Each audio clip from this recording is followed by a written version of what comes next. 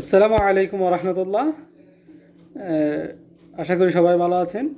আজকে আপনাদের সামনে একটা গুরুত্বপূর্ণ বিষয় নিয়ে কথা বলবো, সেটা হচ্ছে যে বাচ্চাদের খিঁচুনি।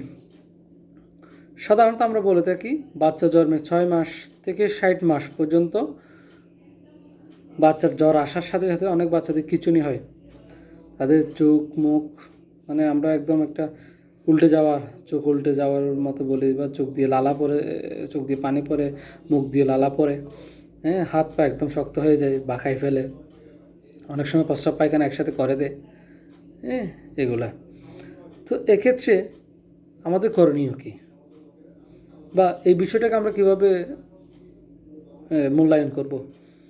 আমরা বলবো 6 মাস থেকে 60 মাস পর্যন্ত বাচ্চাদের জ্বর আসার সাথে যদি খিঁচুনি হয়, তাহলে এটা একটা অনেক সময় আমরা স্বাভাবিক বলে থাকি, হইতে পারে। যদি 6 মাসের আগে, মানে বাচ্চা জন্মের প্রথম দিন থেকে 6 মাস পর্যন্ত, বা 60 মাসের পরে যদি মানে আপনার এই খিঁচুনিটা হয়, সেটা জ্বরের সাথে হোক বা জ্বর ছাড়া হোক, তখন এটা একটা খুবই গুরুত্বপূর্ণ বিষয়, এবং এটাকে ভালোভাবে যথাযথ প্রক্রিয়ায় চিকিৎসা করাতে হবে। এখন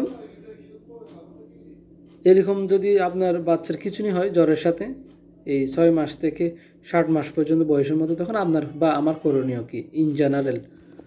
হ্যাঁ, প্রথম কথা হচ্ছে, বা আপনার জ্বর যেহেতু আসবে, আপনি জ্বরটাকে আপনাকে পরিমাপ করতে হবে, 100, 101, 2 এরকম। আমরা বলে থাকি 100 বা 101 পর্যন্ত হলে আপনি সিরাপ খাওয়াবেন বা ট্যাবলেট খাওয়াবেন, 102 এর উপর হলে আপনি জলাপ দিবেন। এটা অবশ্যই তার ওজন, বয়স এগুলো হিসাবে তার ডোজটা বাড়বে আর কমবে। এটার জন্য আপনাকে অবশ্যই ডাক্তারের একটা পরামর্শ নিতে হবে, এবং তার মানে হচ্ছে আপনাকে বাসায় জ্বরের সিরাপ রাখতে হবে বা ট্যাবলেট রাখতে হবে, এবং ওজন হিসাবে সেটা আমরা খাওয়াবো।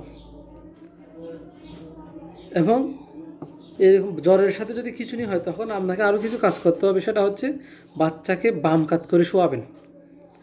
হ্যাঁ, এরকম খিঁচুনি হলে তখন বাচ্চাকে বুকের দুধ দেবেন না বা অন্য কিছু খাওয়াবেন না।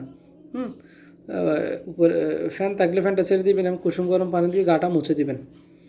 আর জ্বর যদি 101 বা 102 উপর হয়, অবশ্যই তাকে জোলাপ দিবেন, যাতে জ্বরটা দ্রুত একটু কমে যায়। এবং দেখতেছেন যে আপনি এ সমস্ত জিনিস ইউজ করা, সচেতনতা বা এই শরীর মুছে দেওয়া বা জ্বরের ওষুধ খাওয়ানোর পরে যদি না কমে, তাহলে নিকটস্থ হাসপাতাল বা কোনো রেজিস্টার্ড MBBS ডাক্তারের আপনাকে অবশ্যই পরামর্শ নিতে হবে। আশা করি বুঝতে পারছেন। আল্লাহ আমাদের বাচ্চাদের সুস্থ রাখুক। আসসালামু আলাইকুম।